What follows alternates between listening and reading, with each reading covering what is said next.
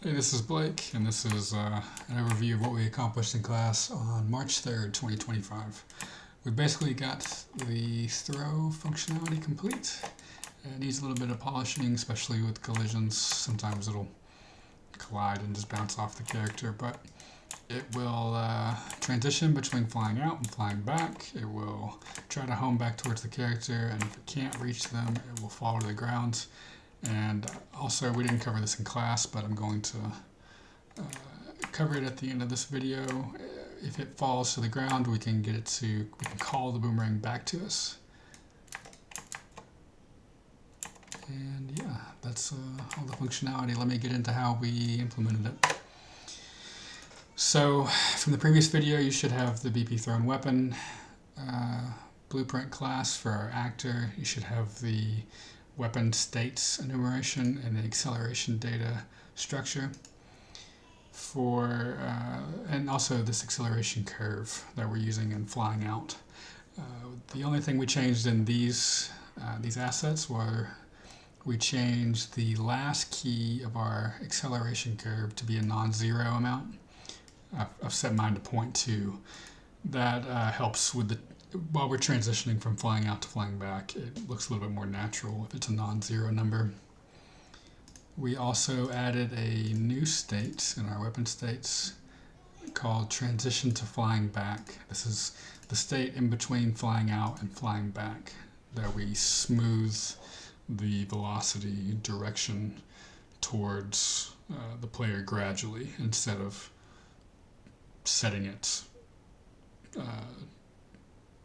abruptly. So we've added that, and acceleration data is the same. We've created a new enumeration, which it's called enum heading direction. I'll get into how we're using it in a second, but for now it's just got two values, towards player and away from player. Okay, so let's talk about those helper functions that use, one uses this enumeration, the other one doesn't. I'll talk about those first because we actually created those on the 26th of February. So in my utilities section here, we've got get homing direction and get ideal homing vector. Get homing direction is going to return a homing direction variable, that enumeration that I just showed. It's either going to return away from player or towards player, and this is the direction the boomerang is currently heading. So the way we accomplish that is by getting a vector from our boomerang to the homing target location, and then we use a dot product with our projectile movement velocity. So we're dotting the ideal homing vector with our current velocity. If that dot product is negative, then we are heading away from the player. If it is positive, then we are heading towards the player. So we use that in a couple of places that I'll highlight when we get there. We also have one more utility function that we created on the 26th called getIdealHomingVector, and this is going to return a normalized vector from our boomerang position to the actor location. So a vector of length 1 that is the ideal vector from our boomerang towards the actor, or towards the homing target. All right. So let me talk about these states and how we're using them. Each weapon state has a setter, and most of them have their own update function. That is run, or it utilizes these acceleration data variables that we have here. So in the flying out state, we're going to use acceleration data flying out, which I believe we created in the last video. But it's just that structure with some default values, and we've created one for transition to flying back, where we're only using the timer interval. Oops. and FlyingBack, where we're only using the timer interval, and falling, where we're only using the timer interval. Mine are all set to 0.1, and I'm not using any of the variables here just because I wanted to set up the system for you to be able to utilize in your own design, but you can get away with just this timer interval if you like the way it feels out of the box.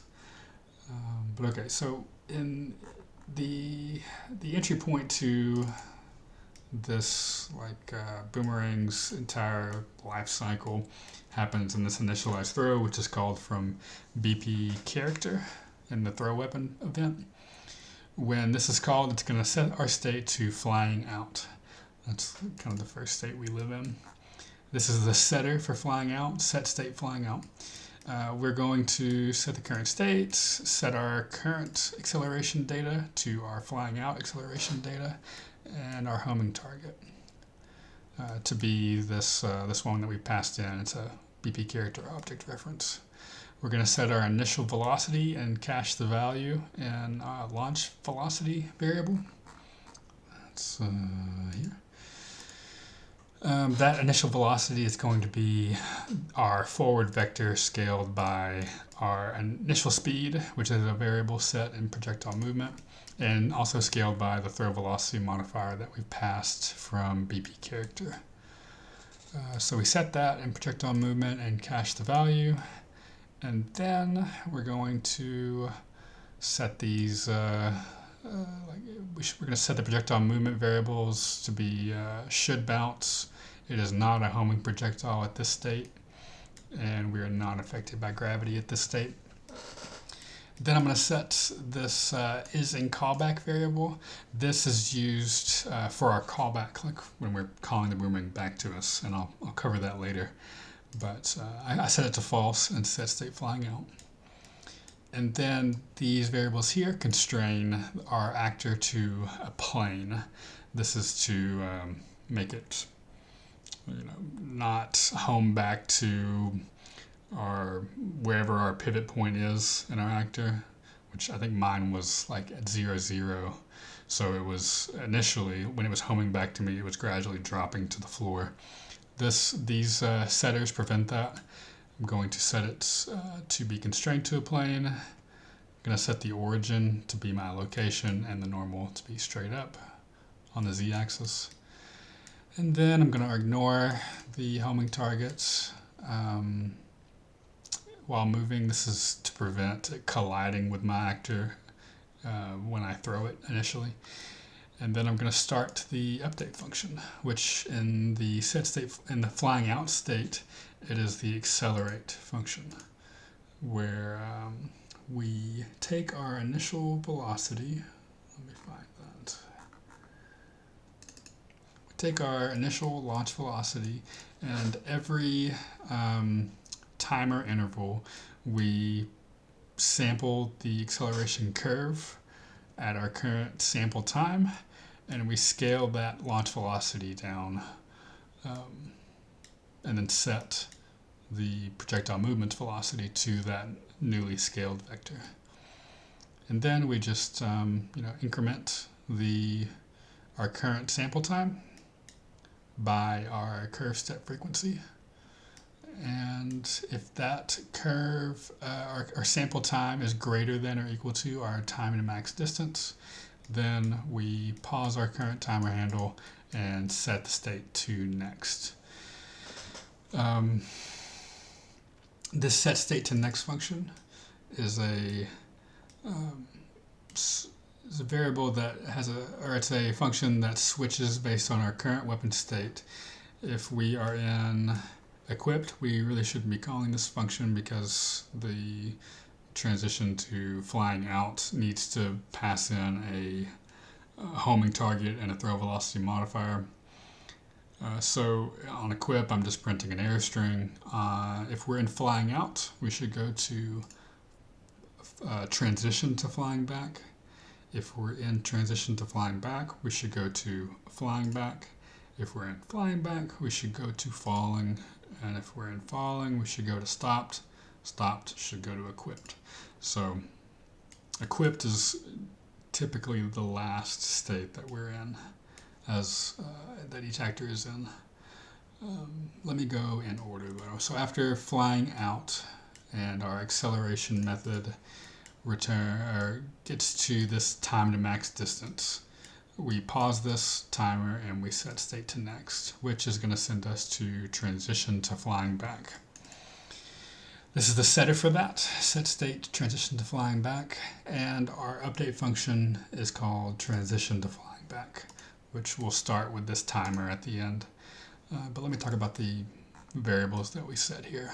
So we set our current weapon state to flying back, or transition to flying back.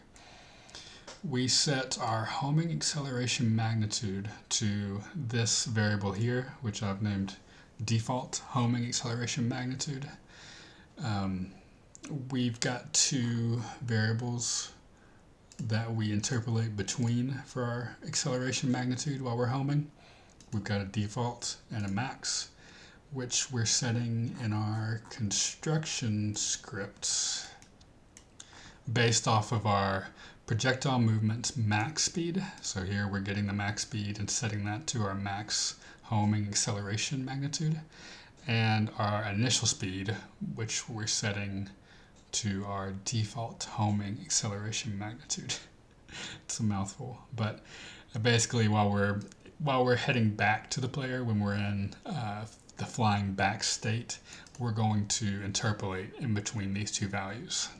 I'll show that in a bit, but for now, in set state transition to flying back, we're resetting our homing acceleration magnitude on our projectile movement component to be this default homing acceleration magnitude.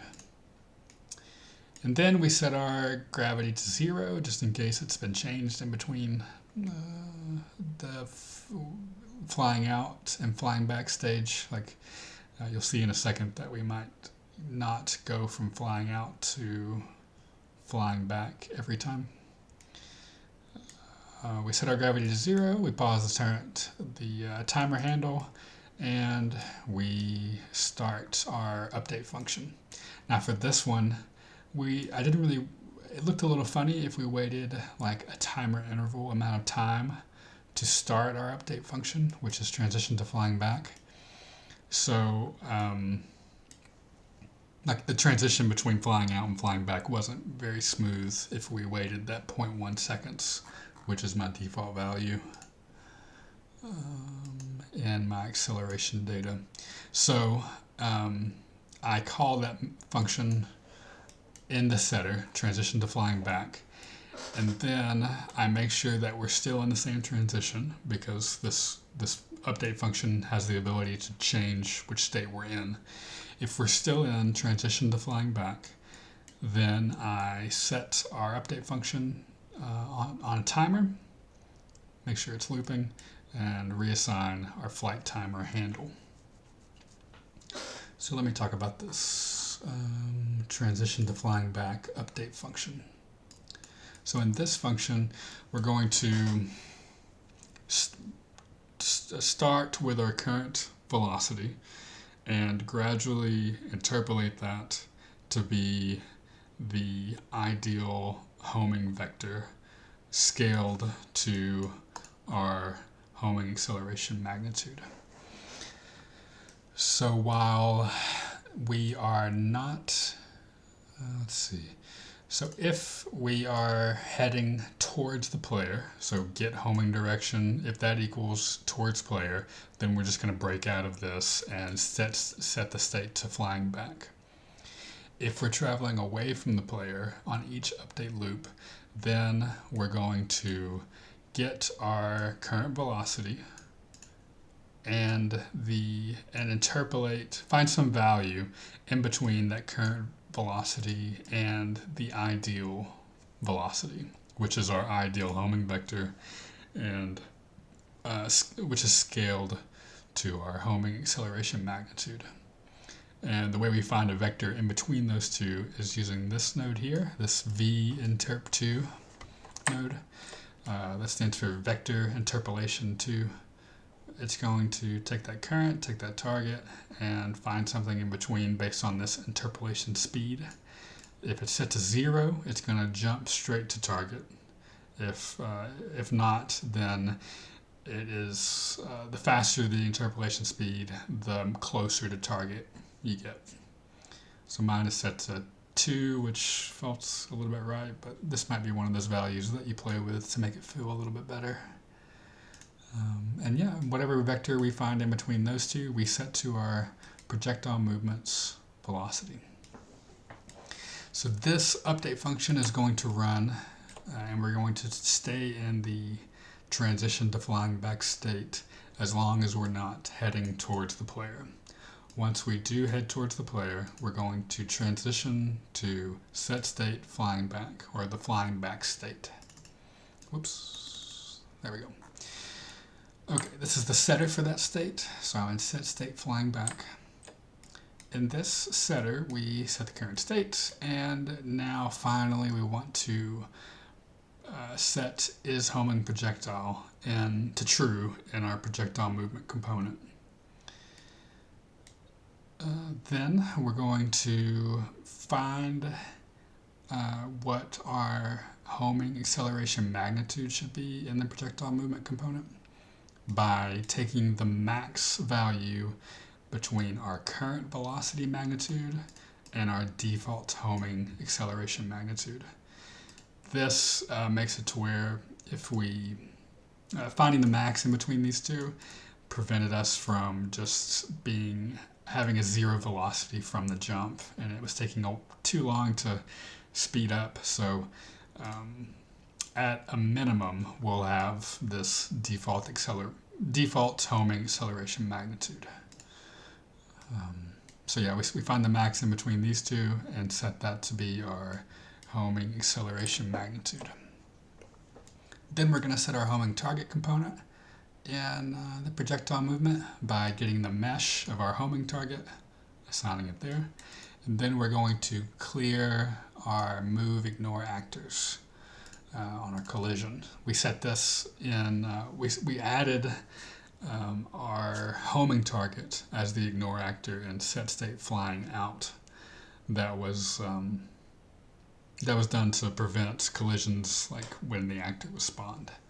So we clear that because we have the possibility while we're flying back to collide with our character. Then we're going to set our acceleration data flying back to be our current acceleration data. And we're going to pause the current timer handle and start our state update function for flying back, which is called FlyingBackUpdate. And then cache that timer handle.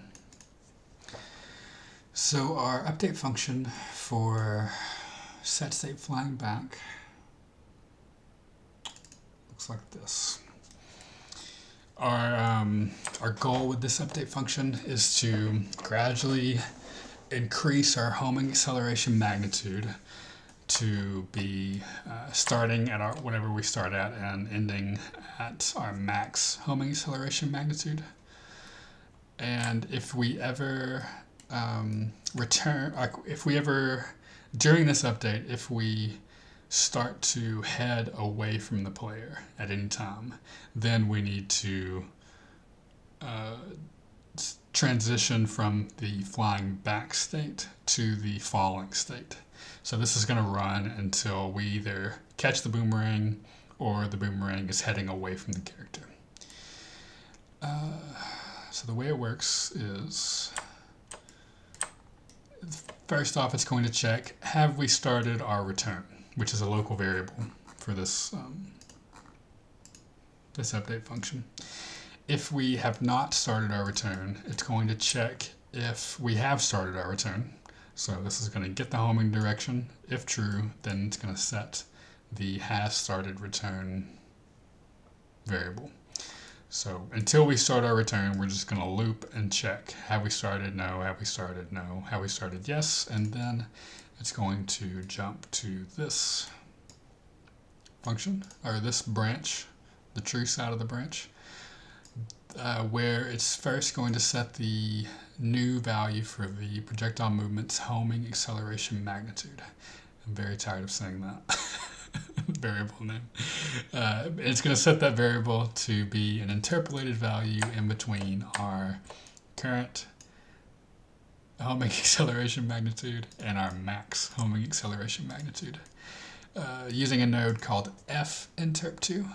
This is the counterpart to VInterp2 that was in our TransitionToFlyingBack update.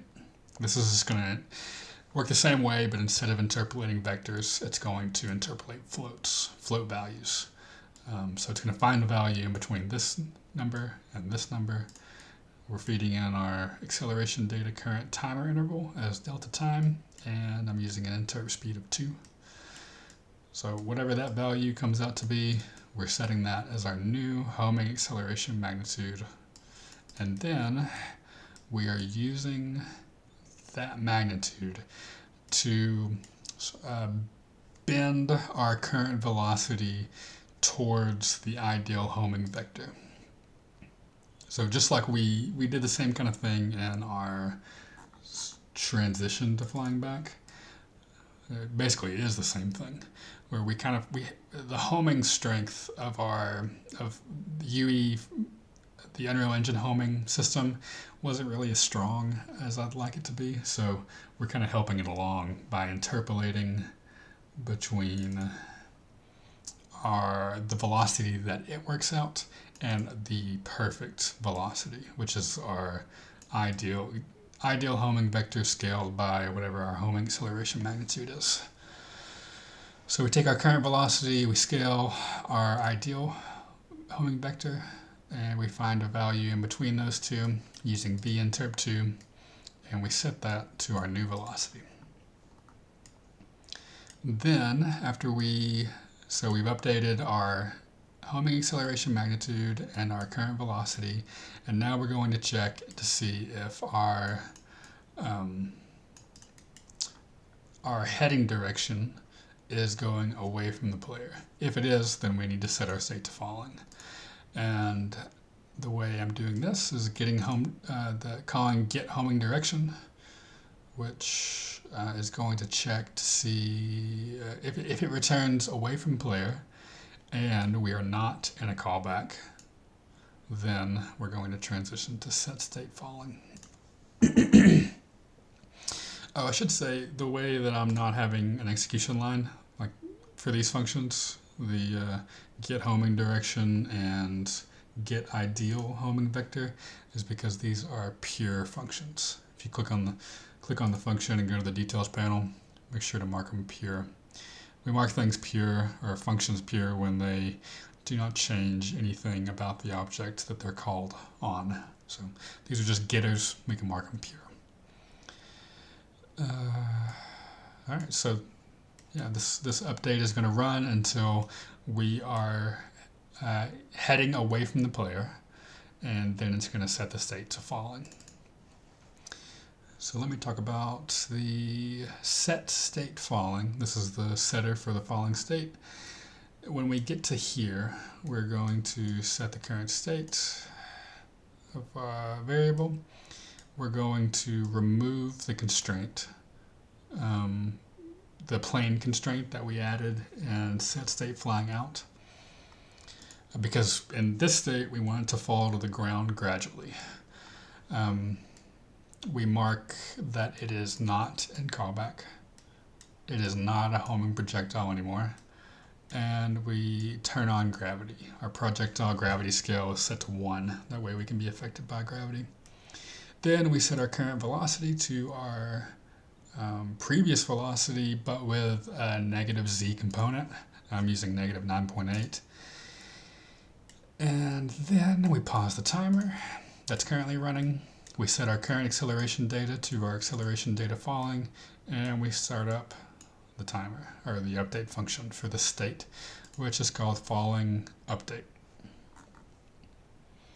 Now in FallingUpdate, this is the update function for this state.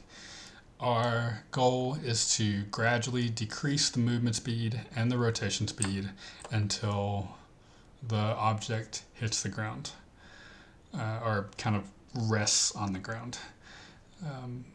So we're going to use an RInterp node, RInterp2 node, to gradually decrease the rotation rate of our rotating movement component. We're going to gradually interpolate that current rotation rate to 0. So we're finding that value with this and then setting the rotation rate here. And then we're going to do the same thing for movement speed using a VInterp2.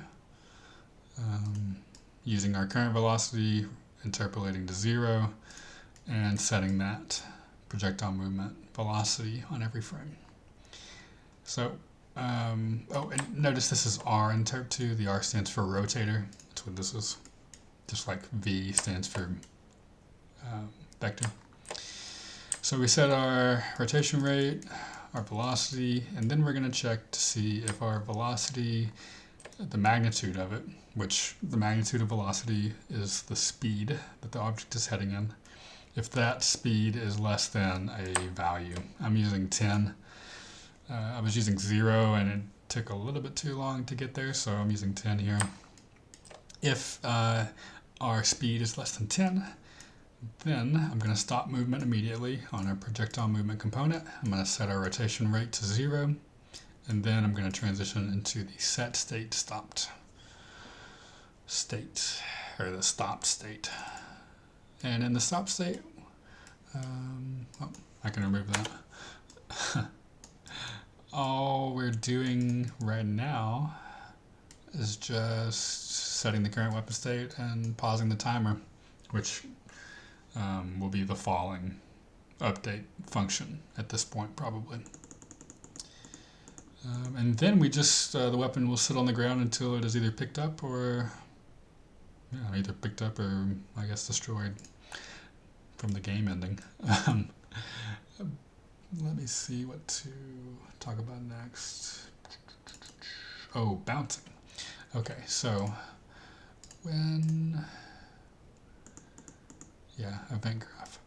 Okay, so when we bounce, it's going to call this onProjectileBounce event.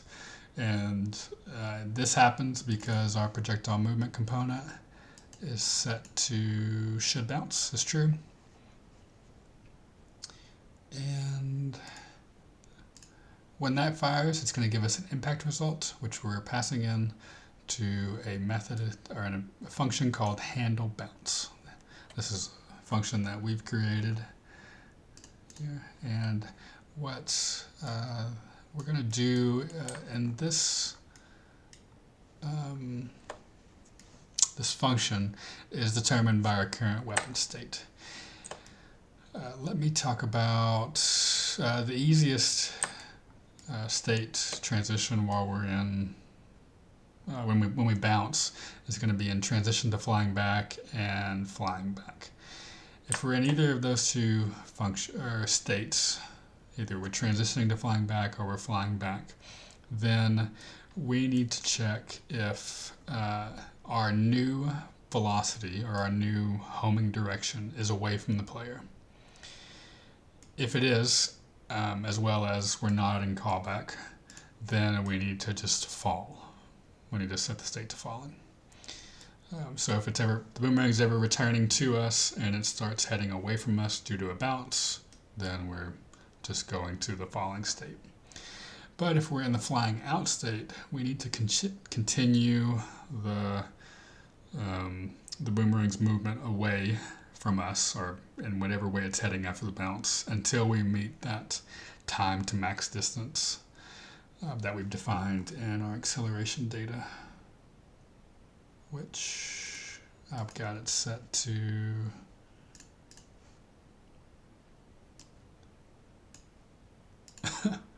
0. That should be 1. Okay. Oh, I'm setting that in the constructor. That's why I set to 0. Yeah, I'm finding the last key in the curve, the float curve, and setting that as my max distance, or time to max distance. Okay. So in HandleBounce, So the way we're interpolating, while our launch velocity down to that final, whatever value it is when we transition from flying out to transition to flying back, the way we do that is in this accelerate function, if you recall. We take our launch velocity and we scale it by whatever value, by whatever scale factor we have in our float curve. So like at 1 second, we are scaling that initial velocity by 0.8. At 1.5 seconds, we're scaling that initial velocity by 0.2, which works until we bounce. Let me go back to HandleBounce. Which works until we bounce, because then we have a new velocity that we need to interpolate from. Like it's going to change the angle of our velocity, or direction of our velocity, but not necessarily the speed. So we need to like work backwards to find what would the initial velocity have been to have us going on this direction. We need to update that so our accelerate function still works after a bounce. The way we update that launch velocity is in this method, UpdateLaunchVelocity. In this, we're going to take our curve, our acceleration curve. We're going to find the first value. So what was the scale factor when we started? And then we're going to get our current scale factor by using curve sample time, our current curve sample time, and using that to index into the curve. And then we're going to divide our initial modifier by our current modifier to get a scale factor that we can use on our current velocity to find the what our launch velocity at start, or what the launch velocity would have been to have us be heading in this direction. If that doesn't make sense, ask me in class and I'll draw you a diagram. It's hard to talk about without some drawing tools here. But anyway, we call this function, so the update launch velocity function, in the HandleBounce method when we are in the flying out state. All right. I think for the most part that is everything except for how we're calling the boomerang back, which I did not cover in class. So let me talk about that.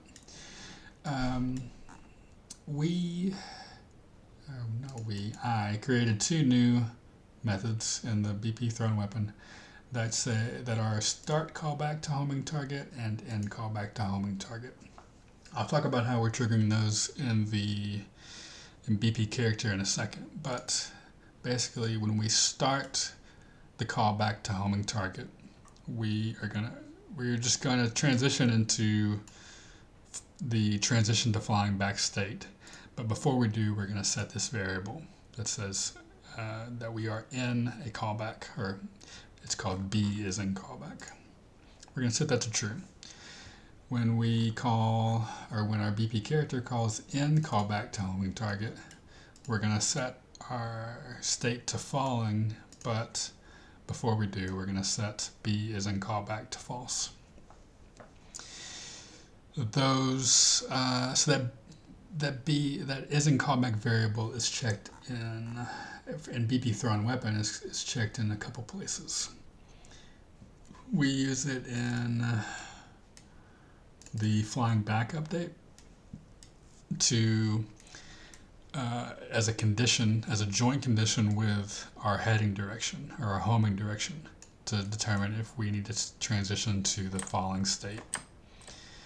This is because if the boomerang is traveling, if we're calling it back to us and it bounces away from us, we don't want the boomerang to stop trying to get to us until we release the callback key.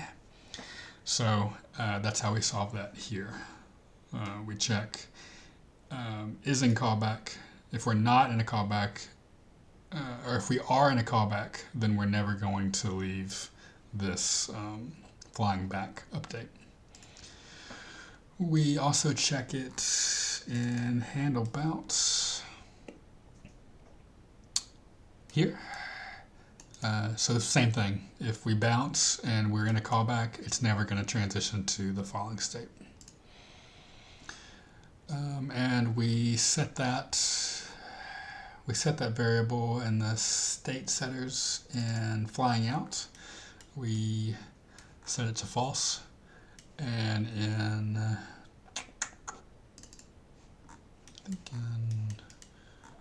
maybe stopped. No, maybe falling. Yeah, and falling, we set that to false. And set state falling.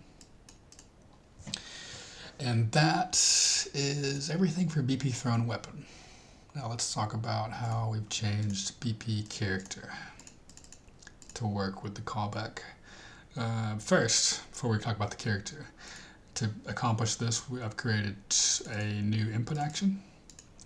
So I've called it IA callback weapon. In IA callback weapon, it's got two triggers. It's got a released trigger and a hold trigger with a hold time threshold of 0.5. Also, this hold trigger is a one shot, which means it's only going to fire once after we hold it. This one shot variable is the reason why I didn't use a hold and release trigger, because with that trigger you can't mark it as a one shot, and we want this to only fire once after we've held the button for this hold time threshold. So that's the input action. And then you've got to add that to your input mapping context. I've added here with the same buttons that I'm using for my throw action. That's the right mouse button and the gamepad face button top. After you add that to your input mapping context, then you'll be able to, in BP player character, use that input action as an event by typing in the name of the input action.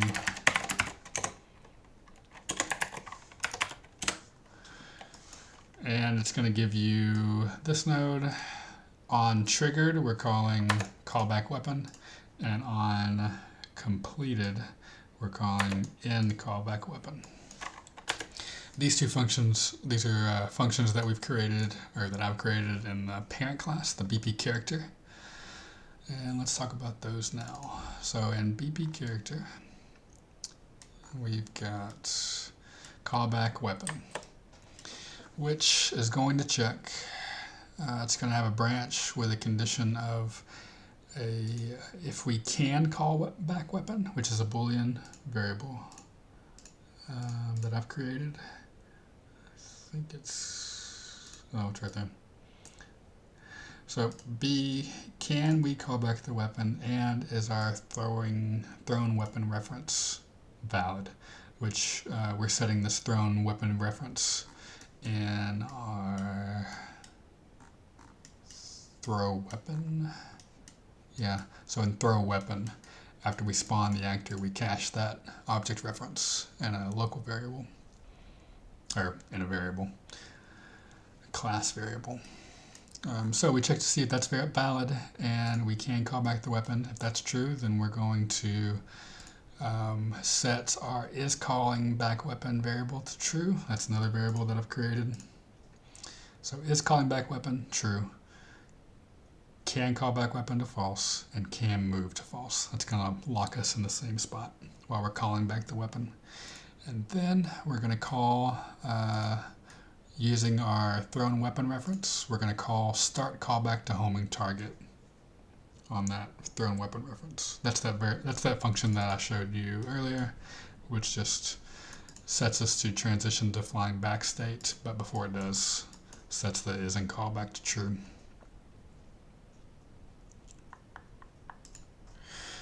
Okay, so that is callback weapon. In callback weapon is going to check to see if we are currently calling back weapon, is calling back weapon. If true, then we're going to turn off is calling back weapon. We're going to enable movement, and then we're going to have another branch to see if our is weapon equipped is not true. So is weapon equipped is another variable that I've created. We're going to check to see basically if we don't have a weapon equipped and the thrown weapon reference is still valid, then we're going to turn on can callback weapon, and we're going to call in callback to homing target on our thrown weapon reference, which transitions us to the falling state and sets the is and callback to false. If one of these variables fails out, like if we if we do have a weapon equipped, or if our weapon is not valid anymore, the reference that we have, then we're going to go down this false branch, and we're just going to enable can throw on our BP character. That's another variable that I've added.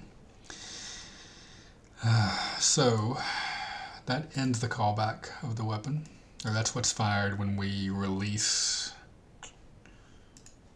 when we complete this input action. And callback weapon is fired. There's a couple other changes that I made to our throw functions to make this work. In update throw modifiers, I've added the condition of can throw. I'm not sure if that was already there or not, but it should have it now. So in update throw modifiers, we don't even enter the function if we cannot throw. And we also use it as a conditional in our throw event. So if we can't throw, then this is just going to exit out. If we can throw, then it's going to throw.